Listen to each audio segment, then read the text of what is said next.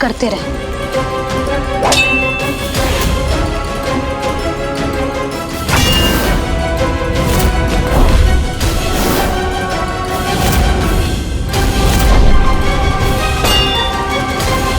फिर क्या हुआ मैया?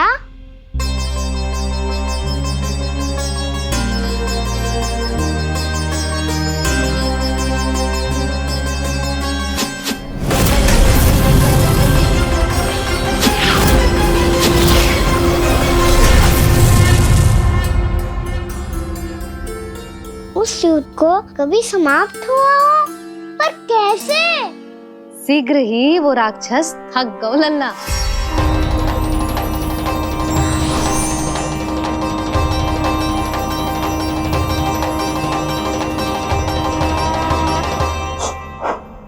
खड़े खड़े देख क्या रहे हैं नारायण? आक्रमण कीजिए, वध कर दीजिए मेरा।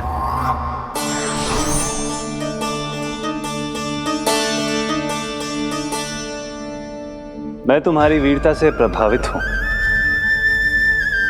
इसीलिए इतनी थकान की स्थिति में मैं तुम जैसे वीर पर आक्रमण नहीं करूंगा। जाओ विश्राम करो। यदि फिर से युद्ध करने की इच्छा हो तो तुम्हारा स्वागत होगा।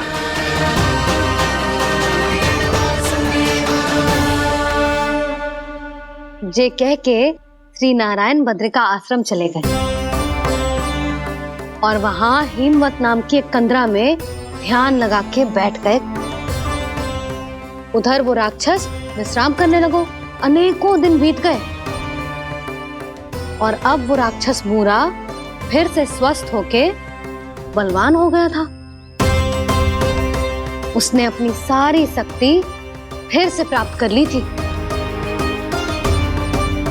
श्री नारायण ने उस पर दया करी थी, पर वो फिर से श्री नारायण को छलने को तैयार होगा।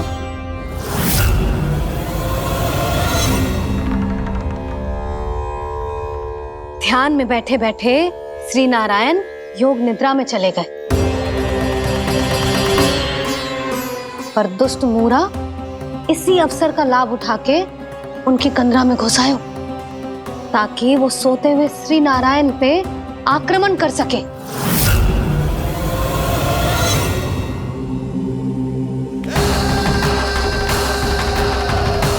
आज इस लंबे युद्ध को जीतकर अपने इस अंतिम शत्रु का भी अंत कर दूंगा मैं।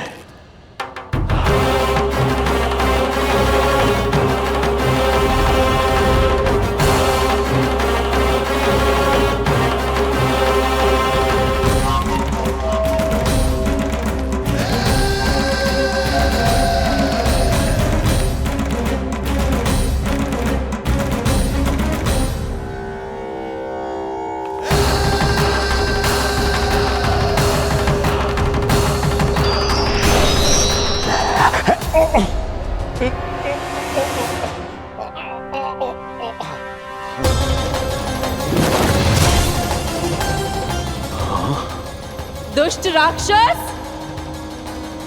प्रभु ने तुझ पर दया की, तुझे संभलने का अवसर दिया। तू इन्हीं पर ही छल से वार करने चला है।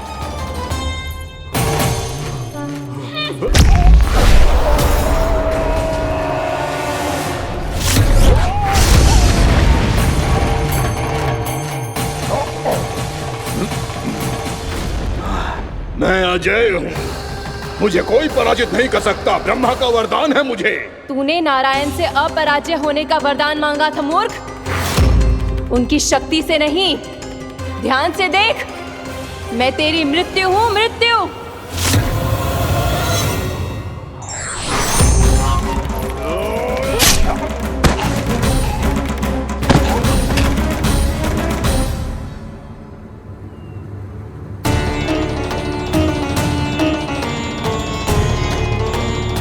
वो देवी कौन थी छोटी माँ? और कौन बलराम, वही तो थी देवी एकादशी।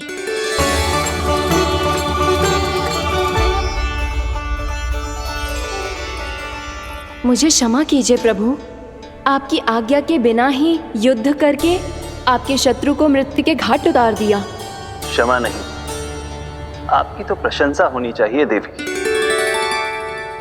असुर राज को मारकर आपने सभी देवताओं को मुक्त करवाया है। इस पापी के अहंकार से तीनों लोकों की रक्षा की है आपने। आप एकादशी की तिथि पर मेरी एकादश इंद्रियों से उत्पन्न हुई हैं। इसीलिए मेरे सभी भक्त आपको उत्पन्न एकादशी के नाम से जानेंगे। सभी तिथियों में आपका स्थान सर्वश्रेष्ठ होगा। जिस तरह आपने राक्षस के आक्रमण से मेरी रक्षा की है, उसी प्रकार एकादशी के दिन व्रत करके जो भी भक्त आपकी कथा सुनेगा, मैं स्वयं उसकी रक्षा करूंगा। जो आपकी पूजा करेगा उसे मेरी विशेष कृपा प्राप्त होगी और उसके साथ साथ उसे मिलेगा धन, सिद्धि और मोक्ष।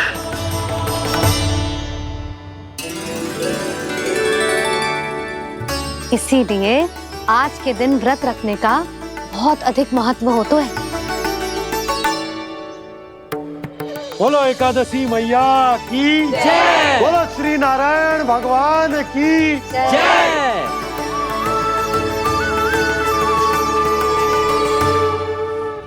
प्रभु की कृपा से एकादशी का महत्व भी पता चल गो और मेरा व्रत भी सफल होगा। अभी नहीं भूला राम, एकादशी का व्रत पूरी तरह तभी सफल होता है जब द्वादशी के दिन उसे पूरा किया जाता है।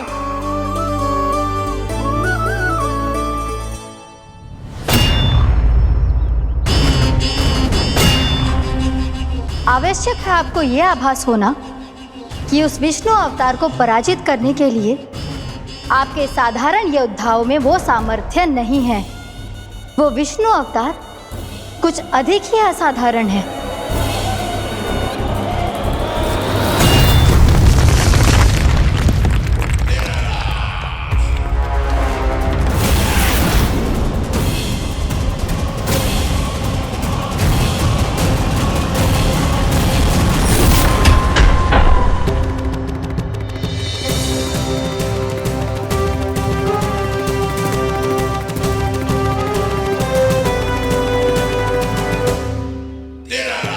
अब मैं दिखाऊंगा उस विष्णु अवतार को असाधारण शत्रु क्या होता है।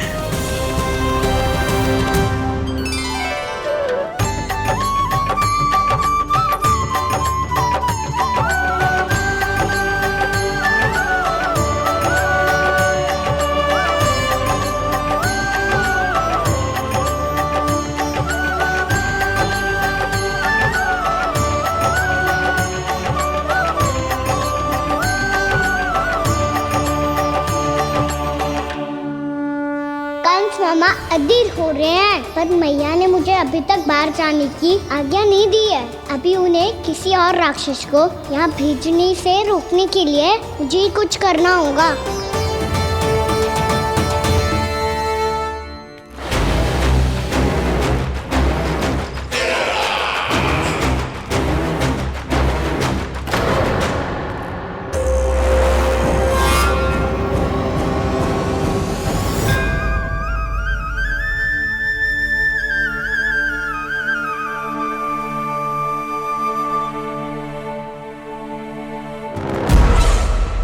कौन हो तुम? बचपन से ही मुझे मारने का सपना देख रहे हैं, सिर्फ मुझे ही नहीं पहचानते।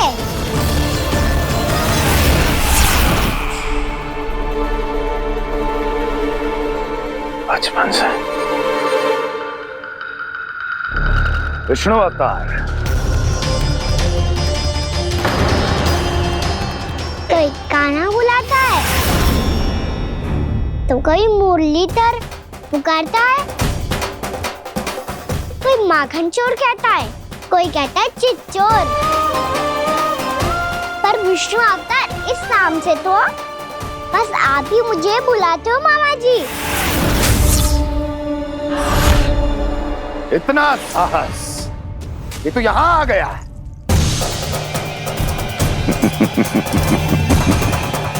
यहाँ आ तो गया तू विष्णु अवतार, किंतु यहाँ से जीवित नहीं जाएगा। तेरे इस शीश को तेरे धड़ से अलग कर दूंगा मैं।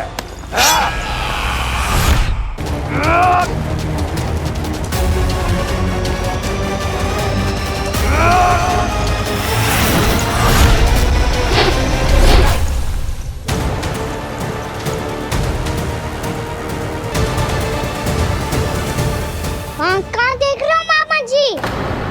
मैं तैयार हूँ।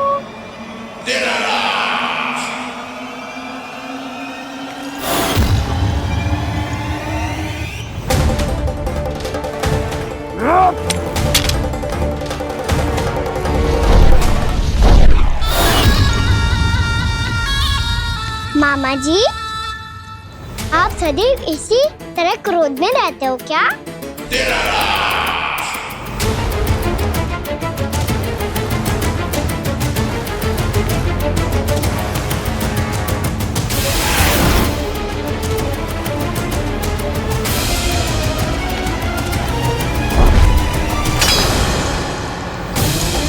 छोड़, छोड़ मेरी तलवार को। छोड़ो तो तब जब पकड़ा हूँ।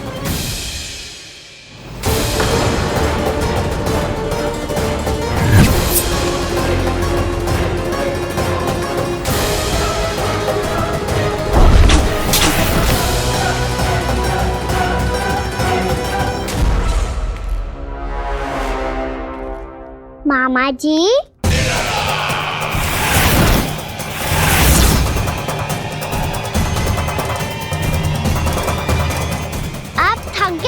थोड़ा विश्राम कर लो। आपका तो पता नहीं, मैं अवश्य थक गया हूँ।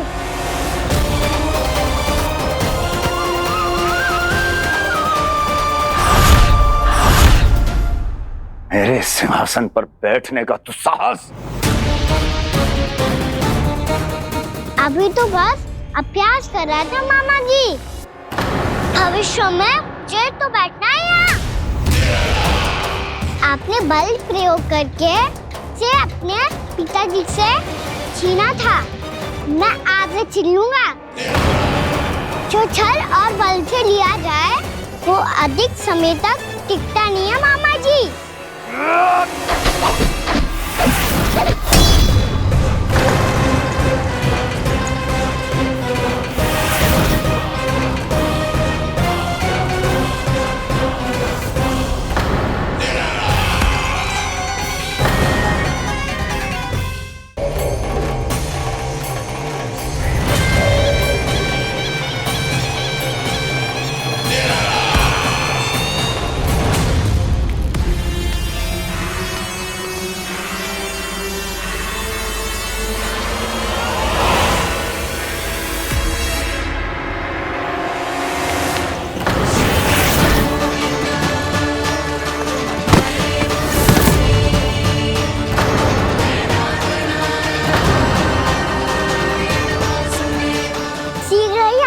सिंहासन छोड़ना होगा।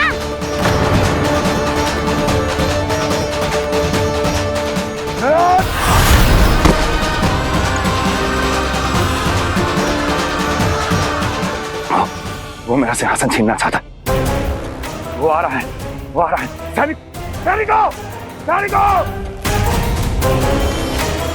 दुर्जन, बंद कर दो सभी द्वार और झरोखे, सबके सब। इसकी हर संभावना पर इतना कड़ा पहरा बिठा दो कि ना तो कोई महल के भीतर आ सके, ना कोई बाहर जा सके। मुझे महल की चप्पे चप्पे की सूचना चाहिए। जाओ।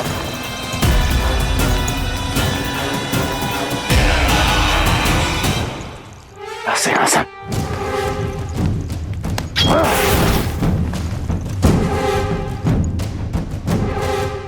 अब आ, दुष्ट मायावी, ए छलिया विष्णु अवतार, मैं कंस तेरी प्रतीक्षा कर रहा हूँ।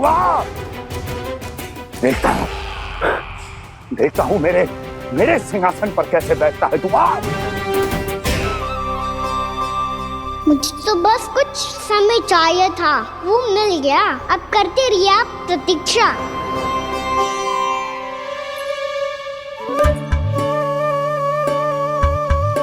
जी अपने आप से बातें क्यों कर रहे हो जी?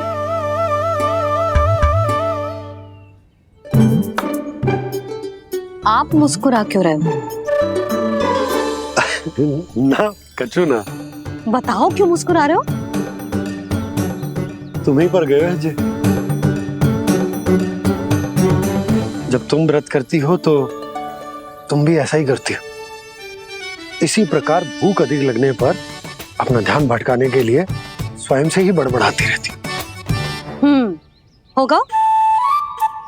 आपको तो बस मेरा उपहास उड़ाने के लिए बहाना चाहिए।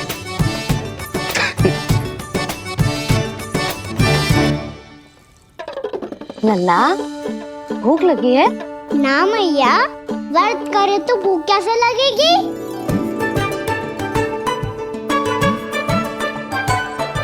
यदि लगी हो तो छोटे बालकों को थोड़ी बहुत भूल चूक क्षमा होती है। कछु ना तो फल तो तू खा ही सकते है। अब तो पूरे नियम और विधि विधान से व्रत तोड़ूंगा। कल द्वादशी के सुबह मुहूर्त के अनुसार। ठीक।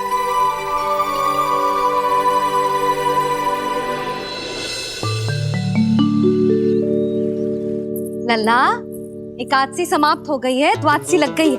अब तू व्रत तोड़ सकते है। भोजन कर ले। ले।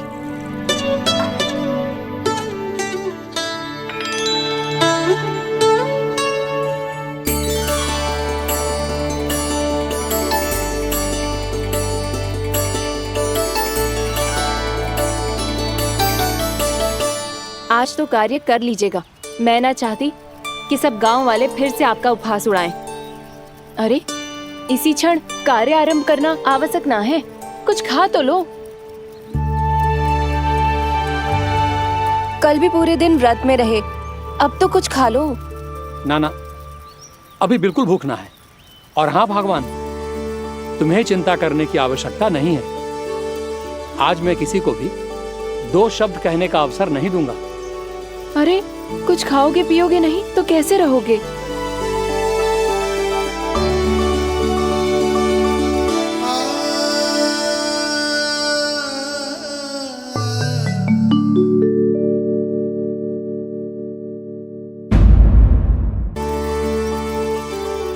अरे, इसी क्षण कार्य आरंभ करना आवश्यक ना है। कुछ खा तो लो।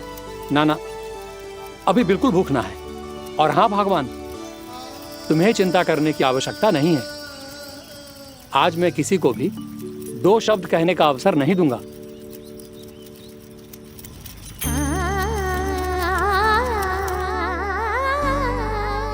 ठहर, मैं तेरे लिए मट्ठा लेके आती हूँ।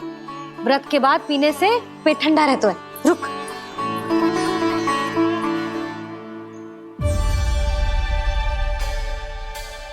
भक्तों ने अभी तक व्रत नहीं तोड़ा है, मैं कैसे तोड़ लूं? भूख कहाँ से होगी? श्री हरि नाम से पेट तो भर लेते हो। श्री हरि श्री हरि श्री हरि।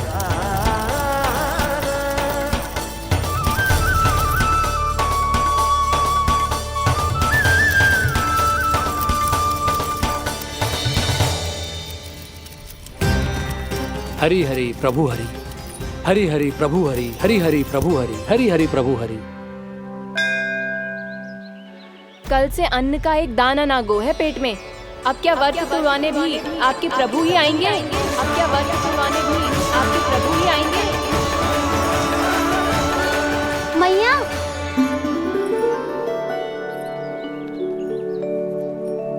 मैया पहले व्रत तोड़ के कछु खा तो लो।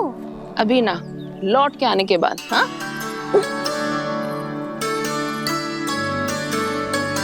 बलराम, ठहरो पुत्र, पहले कुछ खा लो।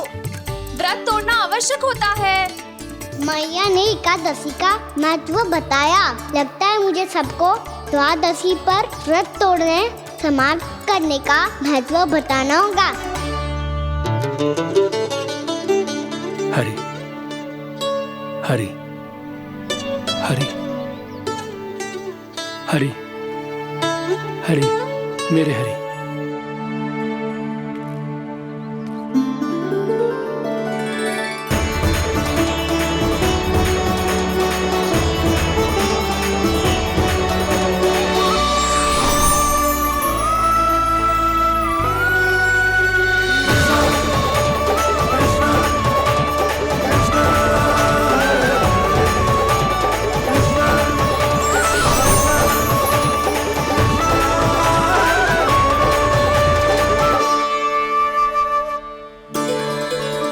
अभी अभी तो मैंने बच्चों की माँ को वचन दिया था कि आज किसी को शिकायत करने का अवसर ना दूंगा, और अब मैं प्रभु श्री हरि की कल्पना जसोमती रानी के लल्ला में ही करने लगा। ना ना, ये ठीक ना है।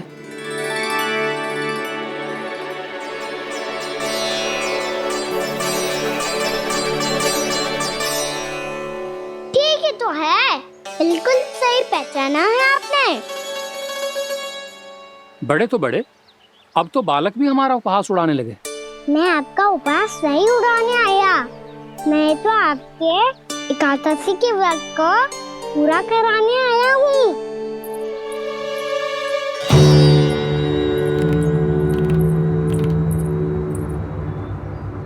कान्हा,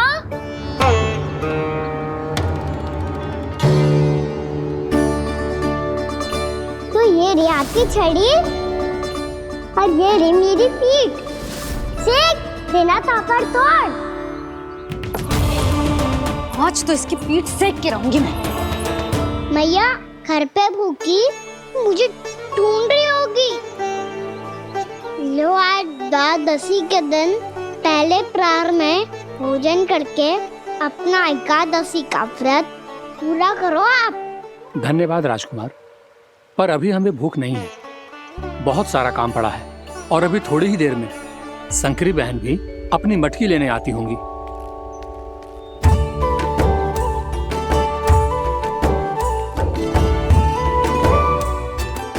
पर मैं आपका व्रत पूरा कराए बिना नहीं जा सकता। भला क्यों? भक्त भूखा रहे और भगवान खा ले, ऐसा हो सकता है भला?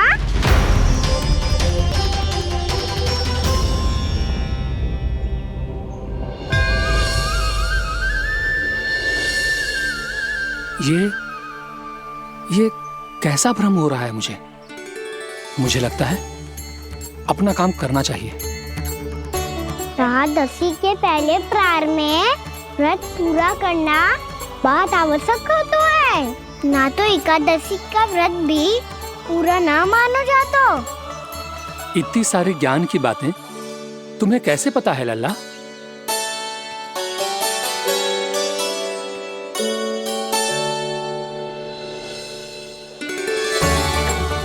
जैसे एकादशी की कथा होती है, वैसे द्वादशी की महिमा भी एक बहुत महत्वपूर्ण कथा है।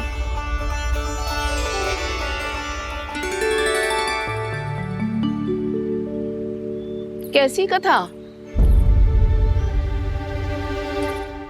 बिल्कुल सही समय पे आई हो आप, क्योंकि आपको ये कथा आपको अवश्य सुननी चाहिए।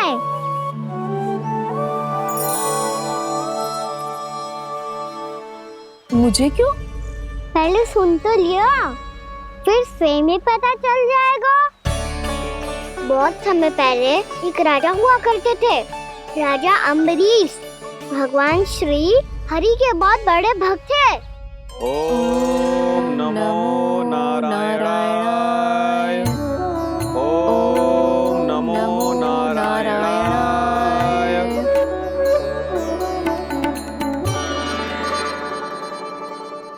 नेक पुण्य के काम करते थे वो। अपनी पत्नी के साथ हरि का नाम जपते रहते थे।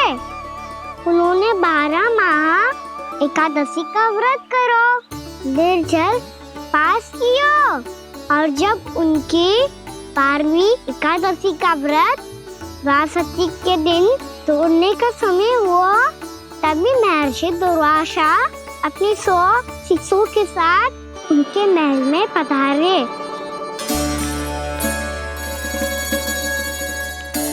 प्रणाम स्वीकार करें महर्षि।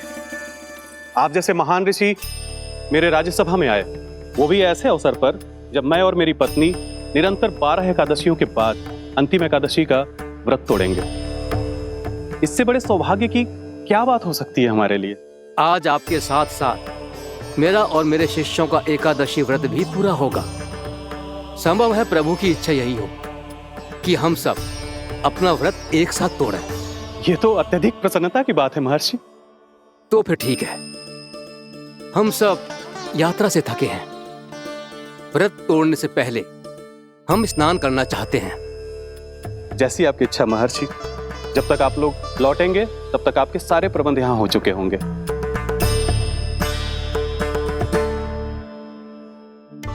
महर्षि दुर्वासा स्नान करने गए थे, पर उन्हें लौटने में विलंब हो रहा था और इधर द्वादशी पर व्रत पूरा करने का मुहूर्त बीता जा रहा था। महाराज अमरीश बड़ी विरगता के साथ महर्षि दुर्वासा के लौटने की प्रतीक्षा कर रहे थे। महाराज, व्रत तोड़ने का मुहूर्त बीता जा रहा है, बस कुछ ही समय बचा है। महर्षि और उनके शिष्यों को लौटने में न जाने कितना समय लग जाएगा। मेरा सुझाव है कि आप मुहूर्त समाप्त होने से पहले व्रत अवश्य तोड़ लें। गुरुदेव, हमने महर्षि दुर्वासा को वचन दिया है कि जब तक वो लौटेंगे नहीं तब तक हम व्रत नहीं तोड़ेंगे। इसीलिए मैं उनके लौटने के बाद ही भोजन ग्रहण करूंगा। पर महाराज, मुहूर्त यदि बीत गया और समय रहते हुए नहीं आए तो महाराज आपका व्रत पूरा नहीं होगा। महाराज, आपको उसका फल नहीं मिलेगा। महाराज, 12 एकादशियों का व्रत व्यर्थ चला जाएगा। किंतु गुरुदेव, यदि मैंने भोजन कर लिया तो ये तो अतिथियों का अपमान होगा। आप उचित कह रहे हैं महाराज, भोजन के लिए उनकी प्रतीक्षा अवश्य कीजिए महाराज। पर मुहूर्त रहते हुए एक तुलसी का पत्ता और जल ग्रहण कर लीजिए। इससे आपका व्रत भी पूरा हो जाएगा और अतिथि का मान भी रह जाएगा। आपका सुझाव अच्छा है गुरुदेव।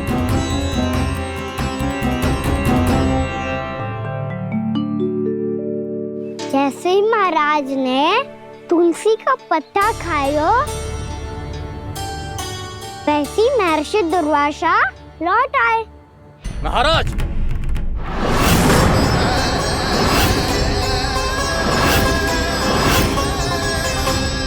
महाराज को उपास तोड़ते देखते बहुत क्रोधित हो गए।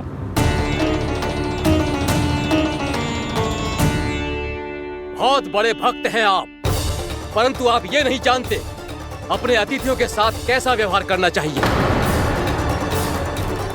आपने हमें साथ भोजन करने का वचन दिया था, पर अपना व्रत क्यों तोड़ा आपने?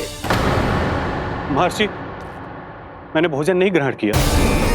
कहीं मुहूर्त न निकल जाए, इस कारण मैंने एक तुलसी का पत्ता ग्रहण कर लिया।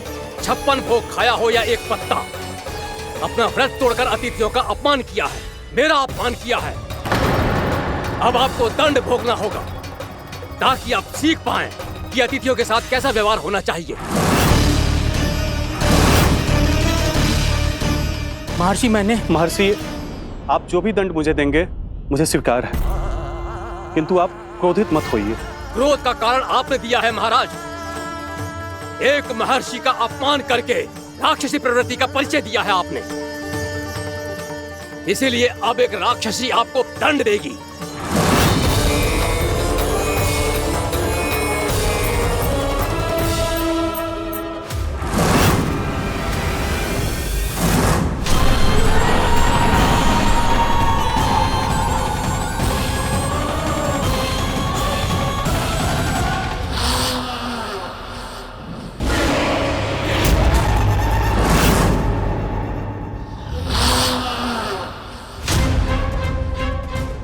हे प्रभु, यदि मैंने सच में महर्षि का अपमान करने की भूल की हो तो मैं उसका परिणाम भोगने के लिए प्रस्तुत हूं।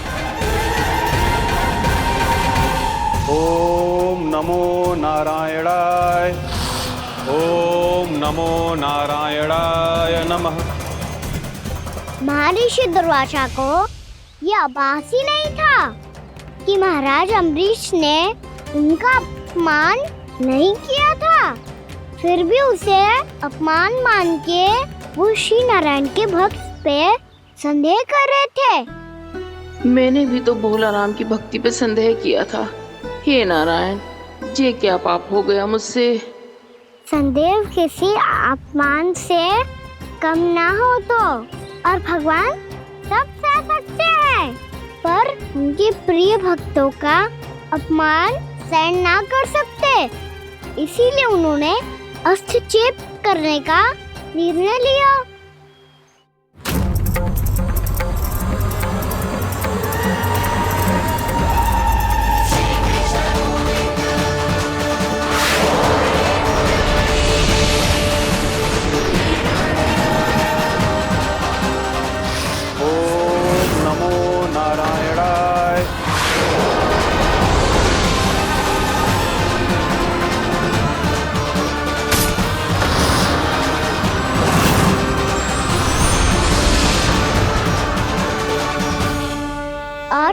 भगवान का वो सुदर्शन चक्र महर्षि दुर्वासा के पीछे पड़ गया।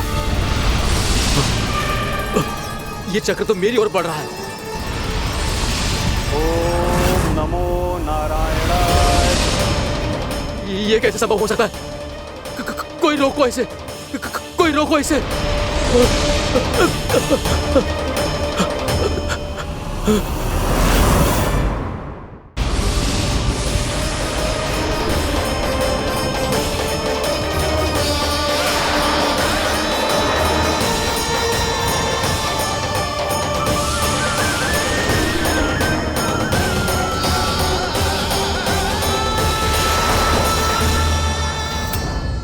चक्र से अपने प्राण कैसे तैसे बचाते बचाते महर्षि दुर्वासा ब्रह्मलोक जा पहुँचे।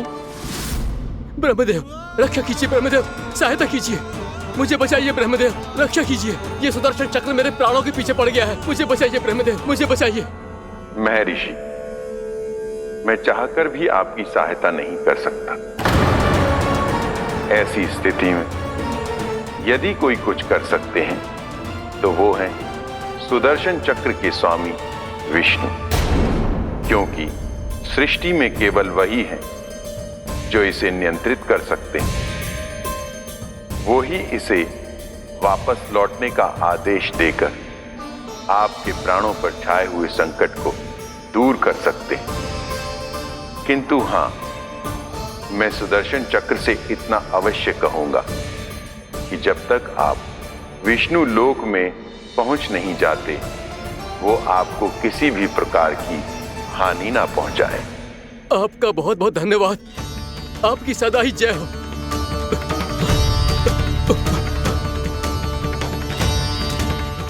फिर क्या था? भागते भागते महर्षि दुर्वासा सीधे भगवान श्री हरि के शरण में बैकुंठ पहुंच गए। त्राहिमाम प्रभु, त्राहिमाम, मुझे बचाइए, मेरी सहायता कीजिए प्रभु, मेरी सहायता कीजिए। मैं आपके इस चक्र और ऊर्जा से नहीं भाग सकता प्रभु, कृपया करके अपने सुदर्शन को रोकिए, इसे वापस लीजिए प्रभु। यह असंभव है महर्षि। एक बार सुदर्शन चक्र मेरे हाथों से छूट जाए तो अपना उद्देश्य पूरा किए बिना, मेरे भक्तों की रक्षा किए बिना वापस नहीं लौटता। कोई तो उपाय होगा प्रभु, कृपया करके मेरे प्राण बचाइए प्रभु। मैं सुदर्शन की ऊर्जा से जलकर भस्म नहीं होना चाहता प्रभु। आप जो कहेंगे मैं करूंगा प्रभु, मेरी सहायता कीजिए प्रभु, मेरी सहायता कीजिए। उपाय है, किंतु मुझे नहीं लगता कि आप वो कर पाएंगे। मैं अवश्य करूंगा, मैं अपनी प्राण रक्षा के लिए कुछ भी करूंगा प्रभु। आपने मेरे भक्त राजा अम्बरीश को भक्ति का कर्तव्य निभाने के लिए अपमानित और दंडित किया है महर्षि, पर भक्त की रक्षा करना भगवान का कर्तव्य है। इसलिए यदि आप भक्त राजा अम्बरीश के पास जाकर क्षमा याचना करें और यदि वो आपको क्षमा कर दे तो ही ये चक्र आपके प्राण लिए बिना लौट सकता है। अन्यथा आप तो जानते हैं महर्षि, मेरे भक्त का अपमान मेरा अपमान। भक्त का अपमान भगवान के अपमान से कम ना हो तो है। महर्षि दुर्वासा को भी ये बात समझ आई और फिर उन्होंने महाराज अम्बरीश से क्षमा याचना की। महाराज महाराज महाराज महाराज महाराज, मुझे क्षमा करें महाराज, मुझसे बहुत बड़ी भूल हो गई महाराज, मुझसे बहुत बड़ी भूल हो गई महाराज। महर्षि, आप हमारे चरण छुए ये उचित नहीं। महाराज, महाराज अम्बरीश, आप नारायण के सच्चे भक्त हैं। मैंने आपको अपमानित किया, दंडित करने का प्रयास किया महाराज। इस अपराध के लिए मुझे क्षमा कीजिए महाराज, और इस सुदर्शन चक्र से मेरे प्राण बचाइए महाराज।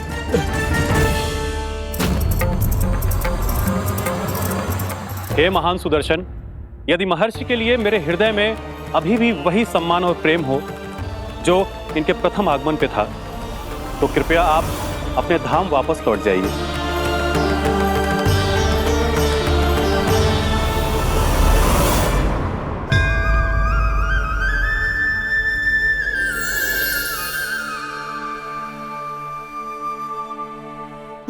आपका बहुत बहुत धन्यवाद महाराज अम्बरीश। मैं आपको आशीर्वाद देता हूँ कि आप देवराज इंद्र के समान शक्तिशाली हों। आपकी कीर्ति का पताका 10 दिशाओं में फहराए। मेरी बस एक ही इच्छा है महर्षि कि मैं आपके साथ अपना उपवास तोड़ सकूं। अवश्य महाराज, हम सब भोजन आपके साथ करेंगे और अपने आप को नारायण की सेवा में अर्पित करके व्रत को पूरा करेंगे, क्योंकि आज जो यहाँ हुआ है उससे सिद्ध हो चुका है कि एकादशी व्रत का फल द्वादशी की सुबह भोजन करने से ही प्राप्त होता है। इस कथा से हमें पता चलता है कि सभी को द्वादशी के सुबह भर पेट भोजन करके एकादशी का व्रत पूरा करना चाहिए। और दूसरी बात, भगवान की सच्ची भक्ति अपमान कभी ना करना चाहिए। उनके साथ सदैव प्रेम से व्यवहार करना चाहिए। यही भगवान को सबसे अधिक प्रिय है। भैया भोलाराम, मैंने भी श्री हरि पे तुम्हारे विश्वास का उपहास उड़ाया था, मुझे क्षमा कर दो। ना ना, आप क्षमा मांगकर मुझे लज्जित मत करो। आप तो मेरी बहन जैसी हैं। जब महर्षि दुर्वासा जैसे महान ऋषि को भी प्रभु के भक्त से क्षमा मांगनी पड़ी, तो मैं तो बहुत ही तुच्छ हूँ। मुझे आपकी किसी भी बात का बुरा ना लगा।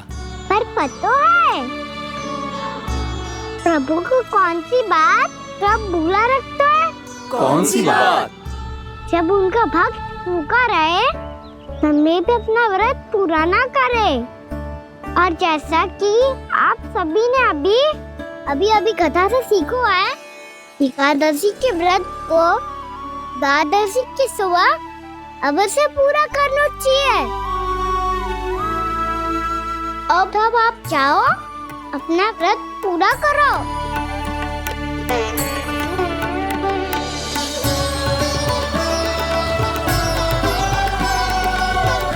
मैं आपके लिए जल लेके आती हूँ।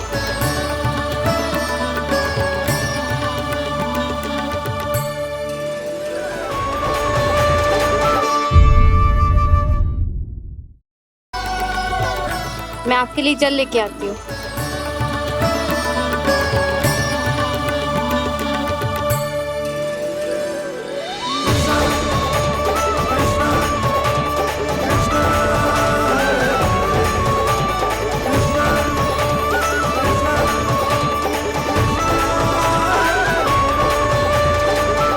लो खाओ।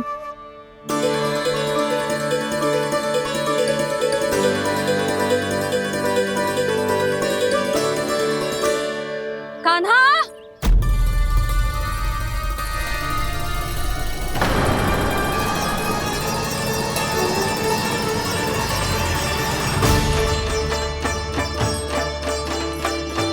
बोलो काका, सिगरेट छुपा लो मुझे, मैया आ रही है, बहुत क्रोध में लगती है।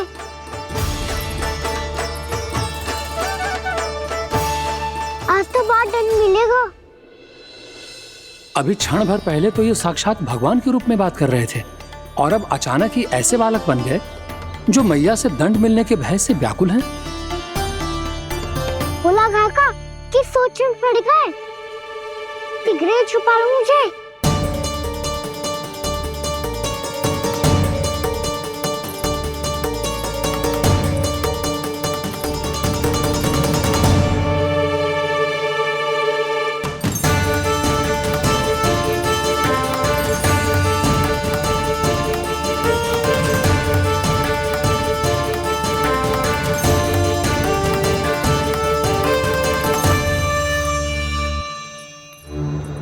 भोलानाथ जी, कान्हा को देखो है क्या? मैंने तो अपने प्रभु को देखा है। मैं अपने लल्ला को ढूंढ रही हूँ, उसे देखो है आपने? वही तो मैं भी कह रहा हूँ जसोदा रानी, मैंने सिर्फ और सिर्फ अपने प्रभु को देखा है। ये तो अब भी अपनी भक्ति में ही खोया हुआ है। इससे पूछ के कछु लाभ ना है, मुझे ही ढूंढना पड़ेगा।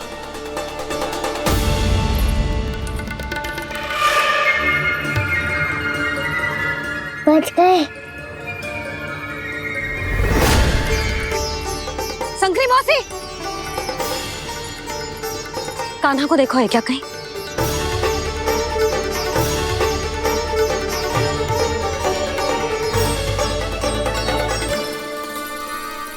भोला काका, मुझे शीघ्र निकालो ना यहाँ से। मैया फिर से इधर ही आ रही है। सब कहते थे श्री हरि मेरे घर ना आ सकते। देखो आज प्रभु आ गए, उन्होंने अपने हाथ से मेरा व्रत पूरा कराया। हाँ आते हैं और आगे भी आएंगे हमारे श्री हरि हमसे मिलने और आके मोक्ष देंगे, है ना?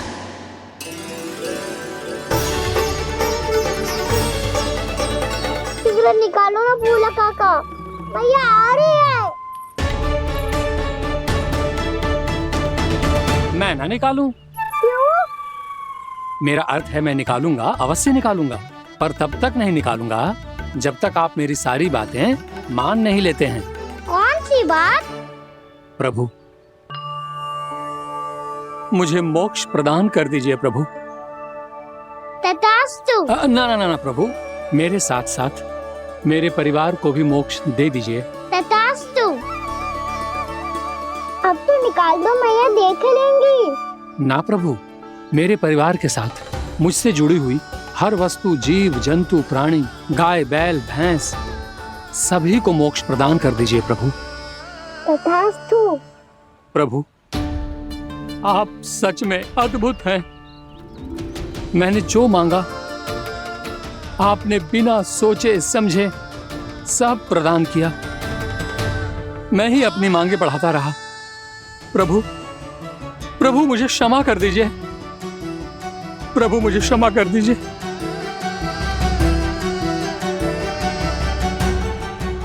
आइए प्रभु।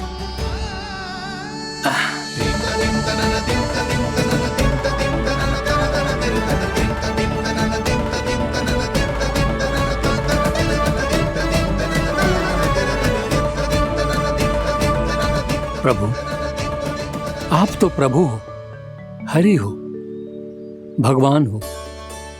आप चाहते तो इस मटके से स्वयं निकलकर बाहर आ सकते थे, फिर मेरी आपने हर इच्छा क्यों पूरी की? क्योंकि मेरे भक्त की इच्छा पूरी करने में मुझे भी प्रसन्नता मिलती है।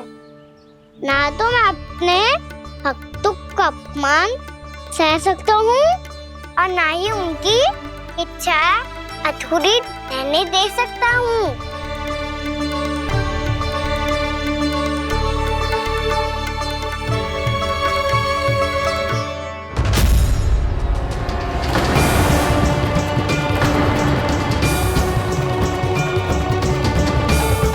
क्या कही थी तूने? हाँ, कि तू फिर से छल ना करेगा। फिर मुझे बिना बताए घर से बाहर कैसे निकलो? क्षमा करना मैया, पर जो आपने सिखाया था मैंने तो उसी का ही पालन करो है। फिर से चतुराई कर रहे हो है ना? हाँ? आप ही ने तो कही थी ना, यदि कछु करने से किसी को हानि ना पहुंच रही हो या फिर किसी अच्छे कार्य में सहायता हो रही हो तो आज्ञा लेने की आवश्यकता ना होती। यदि तेरे कछु करने से किसी और की कोई हानि ना हो रही हो या किसी के अच्छे कार्य में सहायता हो रही हो तो मुझसे आज्ञा लेने की आवश्यकता ना है। तो किस अच्छे कार्य के लिए आया है यहाँ? द्वादशी के सुबह एकादशी का व्रत खोल के भोजन करा जाता है। ये बात ना तो भोला काका को पता थी, ना शंकरी मासी को और ना ही किसी और को। और तुझे पता थी? हाँ, मेरी मैया ने बहुत अच्छे से सिखाया है मुझे। जैसे कल तूने एकादशी कथा सुनाई थी ना, आज वैसे ही तेरे लल्ला ने सबको द्वादशी कथा सुनाई है। सच्ची यशोदा रानी जी, इसने तो हमारी आंखें ही खोल दी। और भाभी, सच तो ये है कि मुझे भी ना पता था कि ये इतना बड़ा ज्ञानी है और इतना अधिक समझदार।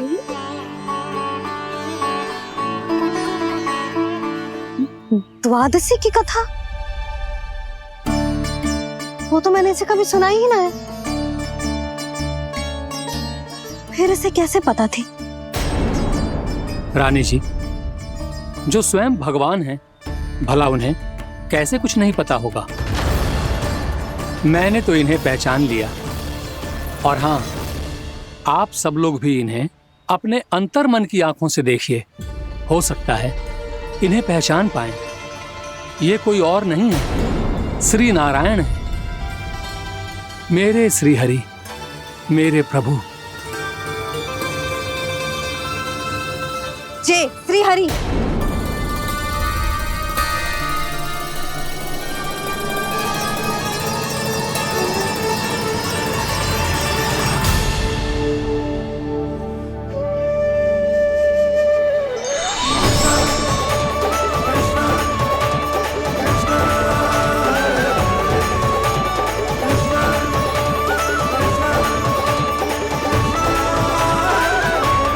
ये क्या कर दिया भोला? जिस रास्ते को मैंने इतनी कठिनाई से बचा के रखा था, सबके सामने उसे उजागर कर दिया तुमने।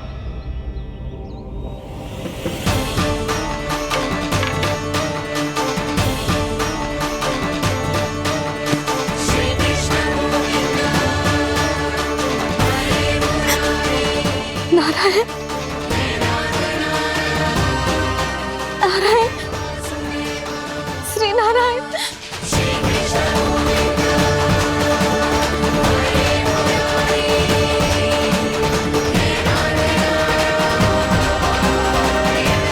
श्री नारायण।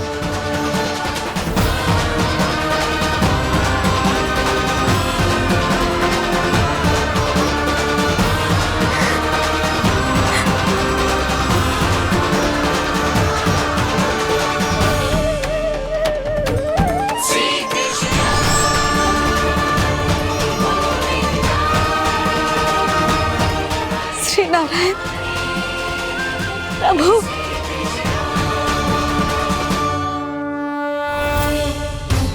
जिस रास्ते को इतने यत्न से संभाल के रखा था, आज वो सबके सामने खुल गया। और तो और मेरा भेद मैया को भी पता चल गया बाबा। सब कहते रहे पर मैंने एक न मानी। सबने कही थी कि आप भगवान हैं, पर मैं मूर्ख आपको पहचान ही ना पाई। कितनी अभागी हूं मैं।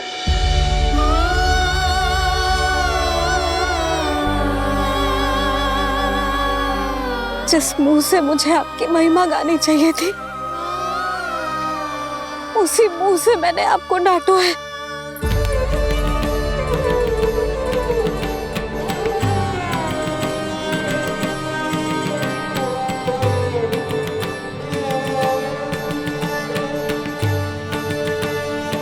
जिन हाथों से मुझे आपके चरण छूने चाहिए थे, उन हाथों से मैंने आपके कान पकड़े।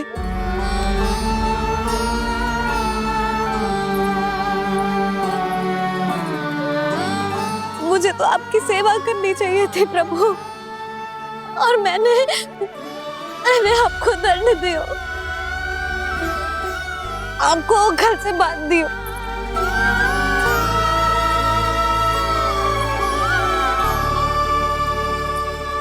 बावली हो गई थी प्रभु। अपने श्री नारायण को, अपने प्रभु को एक साधारण सा बालक समझ लियो मैंने। मैं आपके लिए भगवान नहीं हूँ मैया, साधारण बालक ही हूँ, बस आपका लल्ला। बुद्धि भ्रष्ट हो गई थी, भूल पर भूल करती चली गई। आज भी आपके पीछे पीछे छड़ी लेकर दौड़े चले आए।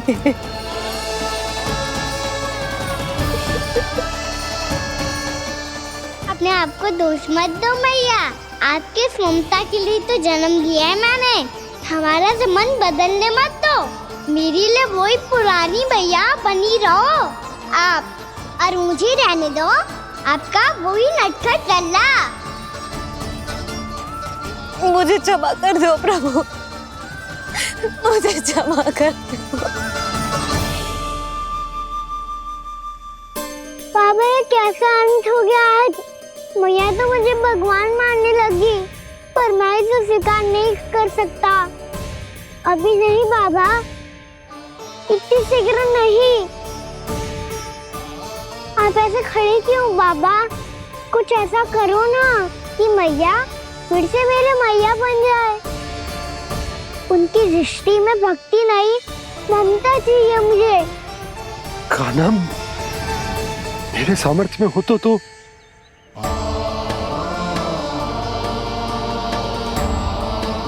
दाऊ, आप तो बड़े भाई हो, अपने छोटे भाई की सहायता करो ना, जिससे मैया सब कुछ भूल जाए। मैं क्या कर सकता हूँ कान्हा? कोई तो सहायता करो मेरी।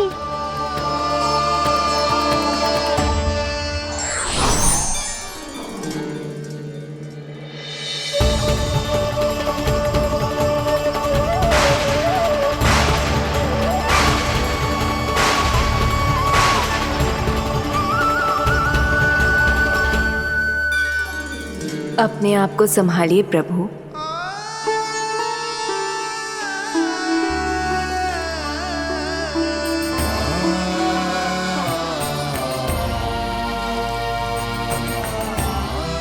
देखो ये क्या हो गया, भैया को सब पता चल गया। अभी तो मुझे मैया की ममता का शौक पूरी तरह मिला ही नहीं था। योग माया,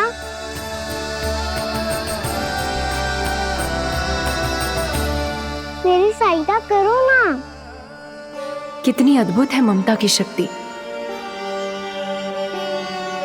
भगवान को भी एक साधारण बालक बना देती है। बालक की बना रहना चाहता हूँ मैं, नहीं चाहता दिव्य होना,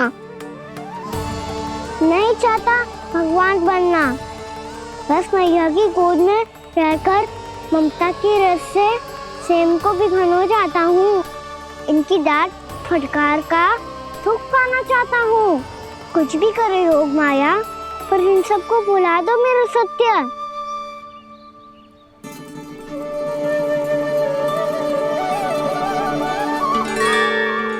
पर इन्हें तो मोक्ष का वरदान मिल गया है प्रभु, इसलिए इनके लिए समय की गति को लौटा पाना संभव नहीं होगा। प्रभु, अब मुझे ये सब भूलने की कोई आवश्यकता नहीं है। मुझसे जो त्रुटि हुई है अब वो दोबारा कभी नहीं होगी, और आज के बाद आपका ये सत्य मैं किसी को नहीं बताऊंगा प्रभु, क्योंकि मुझे पता चल गया है कि आपका यशोमती मैया के लल्ला बने रहना कितना आवश्यक है।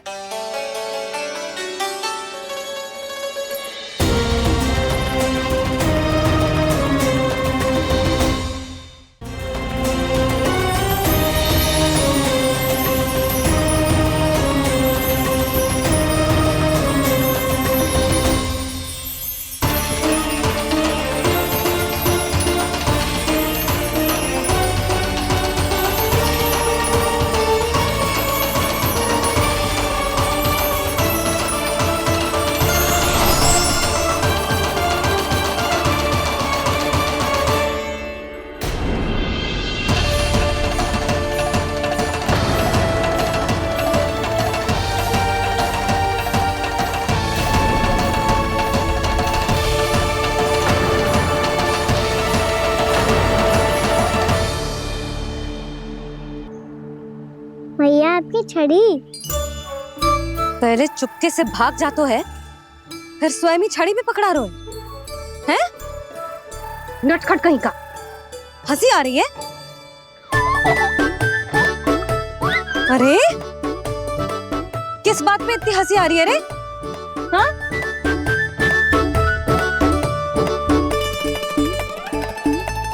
आपकी लीला अद्भुत है प्रभु, और अद्भुत है आपका मैया के प्रति प्रेम। हंसी ना है मैया, ये तो प्रसन्नता है, अपने मैया से मिल जाने की प्रसन्नता। अच्छा, ढूंढ मैं तुझे रही हूँ और तू कह रहे हो कि मैं मिल गई तुझे। तू घर चल लल्ला, अच्छे से पिटाई करूंगी तेरी।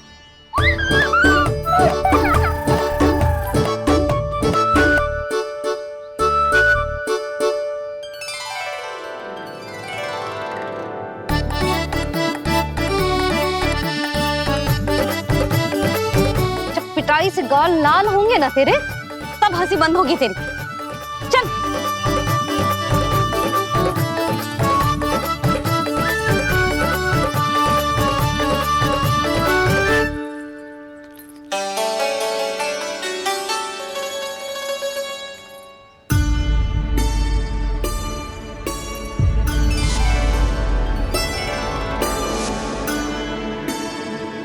लगता है भैया की और चतन स्मृति वापस आ रही है।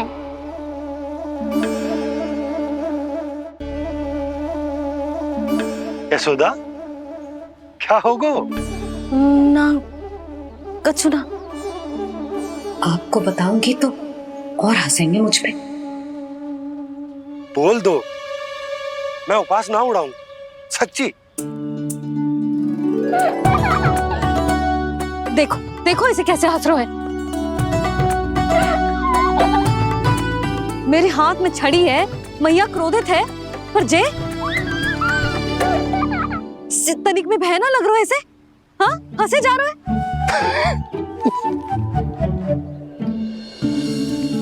दोनों बाबा लल्ला एक जैसे हो। चल तू, चल चल। दाऊ, आप तो बड़े भाई हो, अपने छोटे भाई की सहायता करो ना, जिससे मैया सब कुछ भूल जाए। सुबल, तू कच्चू खा क्यों ना रहो है? व्रत ही करना था तो बलराम के जैसे कल कर ले। तो कल तो एकादशी भी थी। खाना के बिना कछु करने का मेरा मन ही ना कर। तो बात तो सच्ची है, उसके बिना गोचारण भी ऐसा लगता है जैसे कितना भारी कार्य है, व्यवस्था में करना पड़ता है। सही कह रहे हो तुम दोनों। मैं तो गोपालक भी इसलिए बना था ताकि कान्हा के संग खेलने को मिल जाए। बलराम तो हमारा सगा कम और मुख्य अधिक है।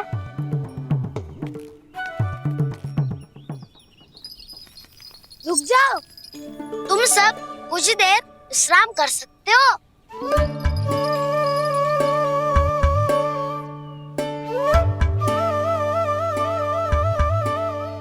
तू बोल। ना मैं ना बोलूंगा, तुम दोनों ही बोलो। और तुम सबका सखा पहले हूँ और टोली का मुखिया बाद में, इसलिए घबराने की आवश्यकता नहीं है। जो भी बात है बिना हिचक बता सकते हो मुझे। तो फिर कुछ ऐसा करो ना कि कान्हा फिर से हमारे साथ गोचारण करने के लिए आने लगे।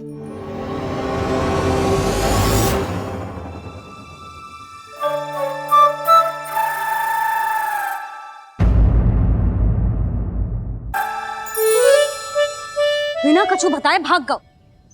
ये भी ना सोचा तेरे बिना मैया बाबा व्रत कैसे तोड़ेंगे। देखो देखो अभी भी हंस रहा हूँ। क्या होगा ऐसे? रुक, प्रसाद लेके आती हूँ। क्षमा कर दो मैया, पर जैसा आपके लिए ना हूँ वैसे ही मेरे लिए मेरा भक्त, इसीलिए भोला राम का व्रत तोड़वाने जाना आवश्यक था।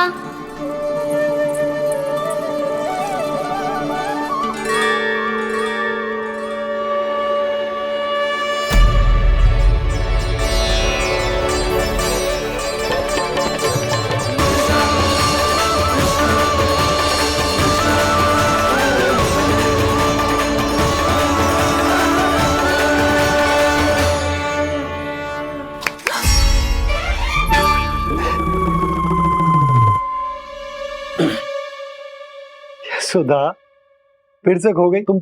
अरे कौन से स्वप्न लोक में चली जाती हो तुम बार बार? हमें भी बताओ। माया का प्रभाव ममता पर अधिक समय तक नहीं रह पाता प्रभु। अरे बोलो ना यशोदा, क्या सोच रही थी?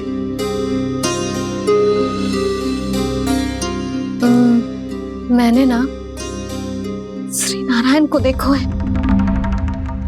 हाँ तो वो तो मैं भी देख रहा हूँ, यही तो है हमारे सामने। ये वाले ना तो मैंने साक्षात श्री नारायण को देखो है, वो भी अपने कान्हा के भीतर देखो। कान्हा के भीतर? ना मतलब कान्हा और ये दोनों आमने सामने थे। मैं कुछ समझो ना यशोदा। नारायण और कान्हा दोनों आमने सामने थे? ना, मेरे कहने का अर्थ है कि कान्हा और श्री नारायण एक दूसरे के आगे पीछे थे। अच्छा, तो मतलब श्री नारायण आगे थे और कान्हा पीछे था। पर अगर कान्हा पीछे था तो तुमने कैसे देखा? ओहो, कान्हा आगे था, श्री नारायण पीछे थे।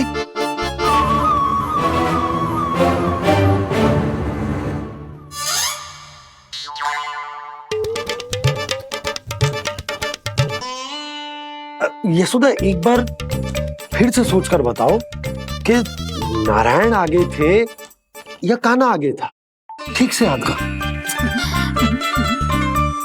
बता तो रही हूँ जी, थोड़ी धुंधली धुंधली सी स्मृति है। बाबा, इससे पहले कि उनके संदेह की अग्नि स्मृति की वायु पाकर और भड़क जाए, कुछ भी करो पर बुझाओ इसे। स्वप्न देखो है तुमने? हाँ, संभव है स्वप्न ही था।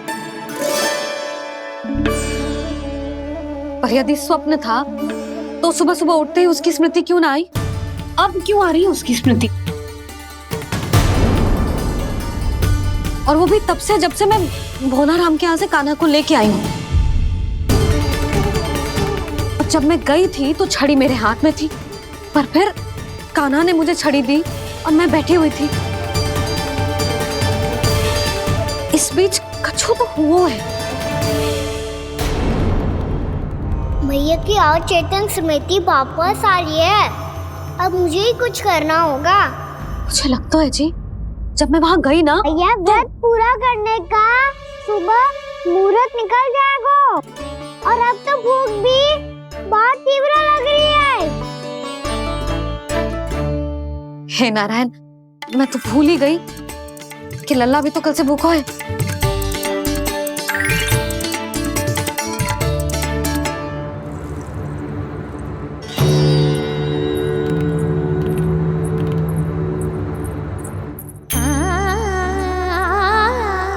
ले, खा।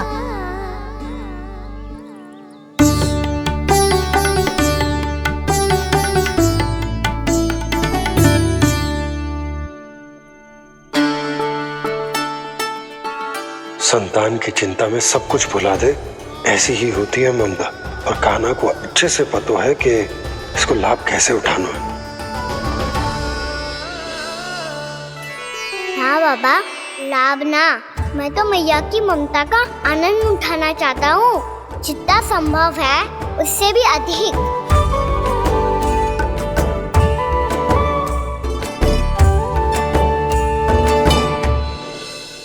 बलराम, कान्हा को फिर से गौचारा लाने के लिए केवल तू ही मना सकते है। तुम्हें ही वो क्षमता है, हमारी टोली के मुख्य गोपालक जो हो तुम। हाँ, और कान्हा के दाव भी तो हो तुम। हाँ, वो तुमको मना ना कर पाएगा। तुझे छोटा होने के नाते तुम्हारे आदेश का पालन तो करना ही चाहिए कान्हा को। चिंता मत करो सखा, मैं कछु कहूँ और कान्हा ना माने, ये तो संभव ही ना है।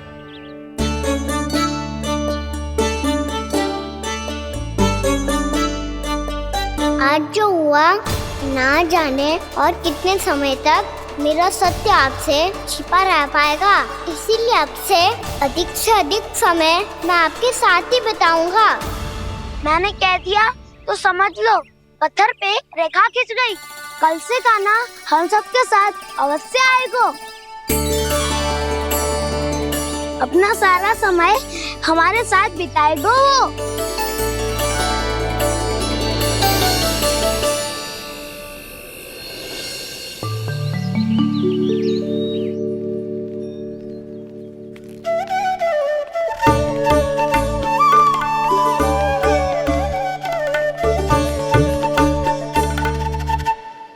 अभी तक तैयार नहीं हुए? तैयार? गौचारण के लिए चलना है ना, तुम्हें लेने आया हूँ। नाना दाऊ, मैं ना चल सकता, मुझे आज्ञा ना है। वो तो माखन चोरी के लिए भी नहीं थी। उस दिन जो वक्कासुर के सामने चले गए थे तुम, तभी तो नहीं थी आज्ञा। इसलिए आज्ञा का बहाना मत ही बनाओगा ना। बहाना नहीं दाऊ, मैं तो सच्ची कह रहा हूँ। मैया को फिर से दुखी ना कर सकते हो, और हम सबको दुखी कर सकते हो तुम। आज मैं तुम्हारी एक ना सुनूंगा का ना। घर पे रहते हुए कितने सप्ताह हो गए तुम्हें? तुम गोपालक हो का ना, गोपालन करना तुम्हारा दायित्व है। आज तुम्हें हमारे साथ चलना ही पड़ेगा। ना दाऊ, मैं ना चल पाऊंगा। बलराम, तुम तो कह रहे थे कि कान्हा तुम्हारी हर बात मानता है, पर इसने तो बड़े भाई का अनादर कर दिया। रुक जाओ कान्हा, सत्य बताओ, तुम छोटी माँ के कारण वन नहीं चल रहे हो, या अब तुम्हें हमारे साथ रहना ही अच्छा नहीं लगता? कहीं ऐसा तो नहीं गौचारण में तुम्हारी रुचि समाप्त हो गई हो? ना दाऊ, ऐसा कछु ना है। मुझे गौचारण की बात प्रिय है, और आप सबका साथ भी। तो फिर वन चलने में क्या समस्या है तुम्हें? अपने दाऊ की बात मान लो और चलो चुपचाप। मैंने सबको वचन दिया है कि तुम हम सबके साथ चलोगे। पर दाऊ, मैंने भैया को भी वचन दिया है कि मैं नहीं जाऊंगा। इसका अर्थ है कि मेरे वचन का कोई मूल नहीं है। मैं तुमसे बड़ा हूँ कान्हा, तुम्हें मेरी आज्ञा माननी चाहिए। मुझे भी तो वचन दिया था तुमने। दाऊ, आप समझ क्यों ना रहे? मैंने कहा ना, मैं नहीं जा सकता। रुक जाओ कान्हा।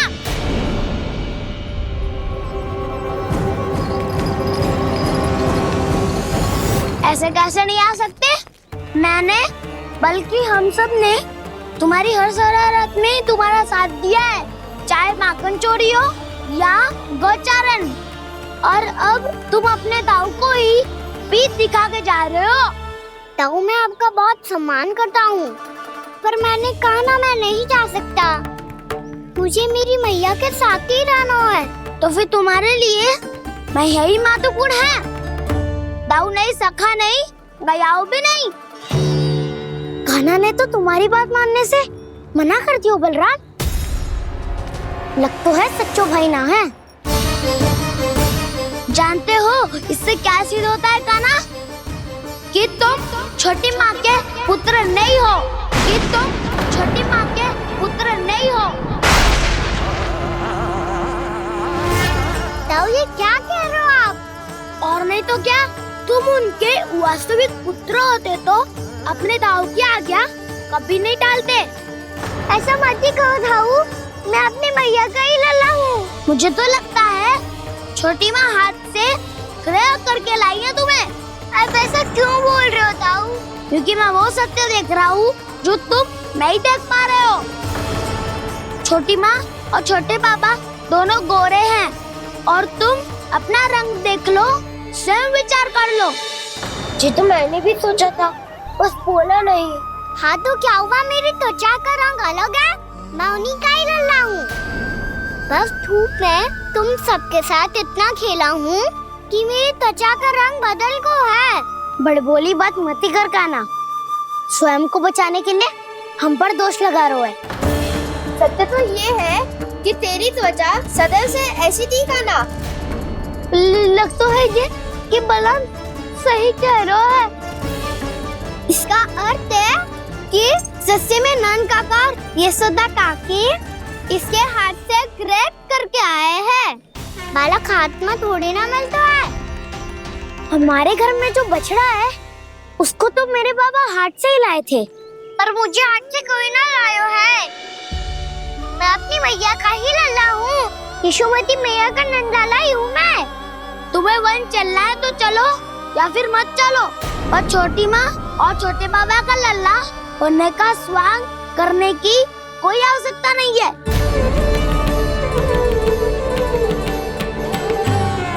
तुम भी अति करते हो क्या ना? कब एक बालक की तरह व्यवहार करते हो और कब भगवान की तरह, कुछ समझ में नहीं आता। भगवान की तरह? मैंने भगवान क्या किया? हाँ हाँ कह दिया तो कह दिया। खड़े खड़े मेरा मुंह क्या देख लो, चलो। या फिर तुम सबको भी अपने मैया के पल्लू में बंधकर घर पे ही रहना है।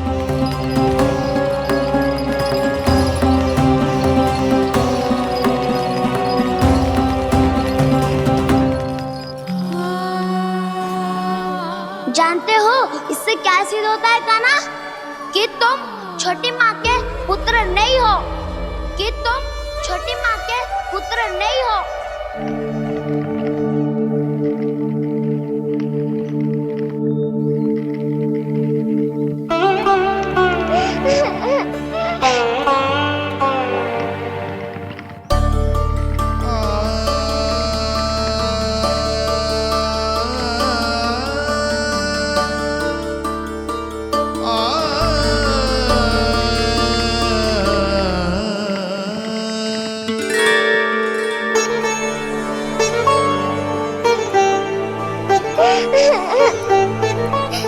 क्या हो गो लल्ला, रो क्यों रहो?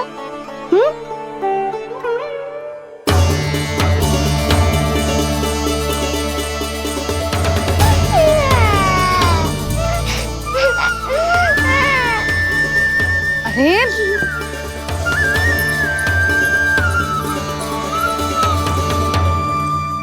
मैया को ना बताए को लल्ला, क्या हुआ? हाँ लल्ला, क्यों रो रहा है लल्ला? बता, किसी ने कुछ कही है क्या? क्या होगा लल्ला? मैं आपका लल्ला ना हूँ।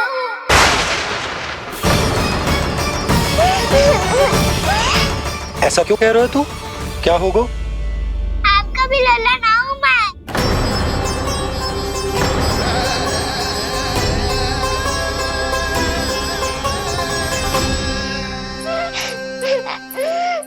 लल्ला, कान्हा, जी क्यों कह रहे हो लल्ला? मुझे पता चल गया है, मैं आप दोनों का लल्ला ना हूँ।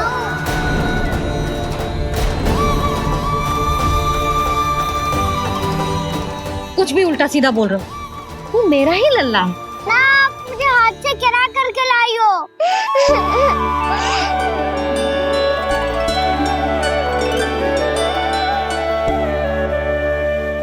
लल्ला, तुझे किसने कही कि हाट में बालक मिलते हैं?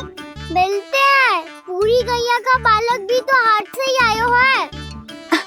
अच्छा, क्षण भर के लिए मान लिया कि हाट में बालक मिलते हैं, पर तुझे कैसे पता चला कि तुझे हाट से ही लेके आए?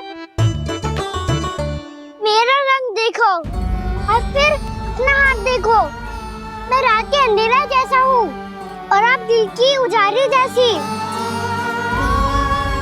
पापा का रंग भी आप जैसा ही है, बस मैं ही बावला हूँ।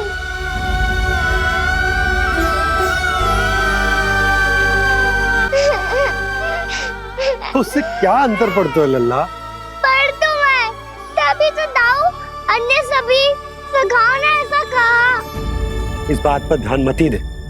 माँ की ममता और बाबा का स्नेह, इसका कोई रंग ना हो तो है लल्ला। तो फिर आप ही बताओ, भैया क्यों गोरी और मैं क्यों काला? हाट से आया क्रय होके, सुन हो गए कृष्ण धीर। मैया गोरी बाबा गोरे। लल्ला, मैं क्यों तू चल मेरे साथ, अभी सिद्ध हो जाएगा कि तू मेरा ही लल्ला है। चल।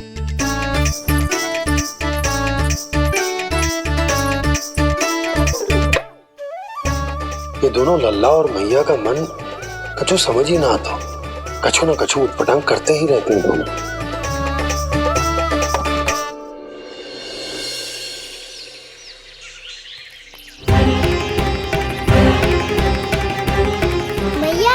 ले जा रही है मुझे? कहाँ और क्यों?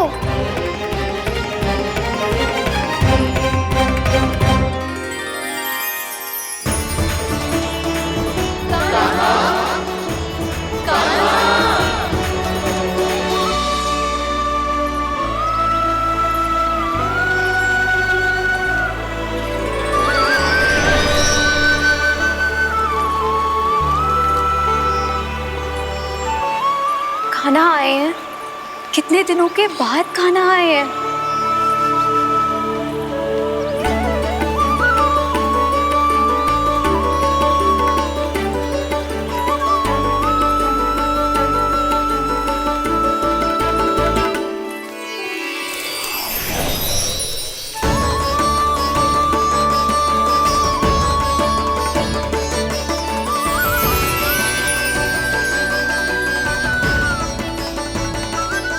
आंखें पथरा गई थी मार्ग देखते देखते। आज बहुत दिनों के बाद आपके दर्शन करके मेरे वन का और मेरे मन का कोना कोना जैसे खिल उठा हो। तुम्हारी योजना का भी कोई लाभ ना हो। योजना बना के छल में फंसाना मुझे नहीं आता। इस सब में तो केवल कान्हा ही प्रवीण है। कल उसने यशोदा काकी से हम सबकी शिकायत कर दी तो लग तो है कर ही दी। वो देखो। आजा।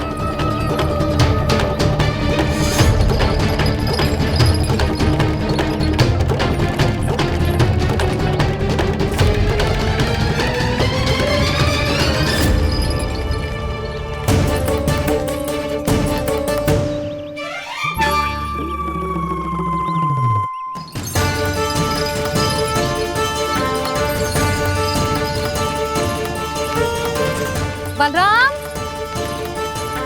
बलराम,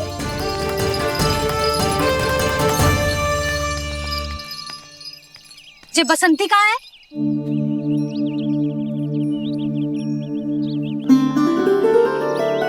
ये देख बसंती, हाँ, और उसका लल्ला वो गोपी। उन दोनों की त्वचा का रंग एक सा है? कान्हा, तू देख के बता, बसंती और उसके लल्ला का रंग एक सा है? और ये देख डमरू, इसका जन्म तो तेरे सामने हुआ था ना? हाँ, और उसकी मैया गोमती। इन दोनों की त्वचा का मिलान कर, एक सा रंग है?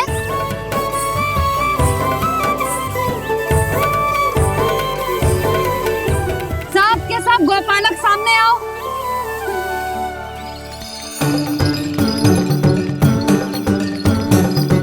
अब तुम सब भी देख के बताओ, दोनों की त्वचा एक जैसी है या रंग अलग अलग है?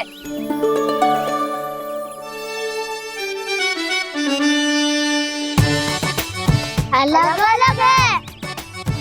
श्रीदामा, तेरी गैया, ये देख सुभा,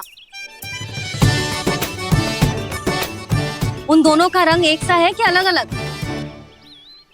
तो जब सुभा और श्यामू का रंग अलग हो सकता है, डमरू और गोमती का रंग अलग अलग हो सकता है, और जे गोपी और बसंती का रंग अलग अलग हो सकता है, तो भी जे सब मैया और लल्ला ही है ना?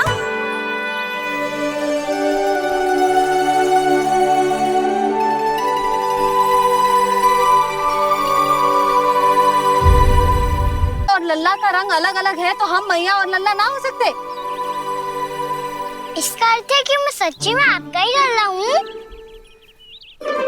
किसी को कोई संदेह है कि हम मैया लल्ला ना हैं?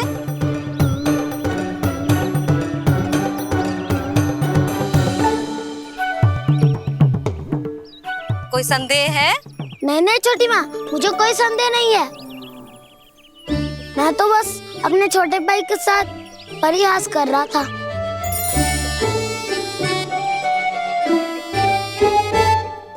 कान्हा, तू सदैव मेरा ही लल्ला था, मेरा ही लल्ला है और मेरा ही लल्ला रहेगा।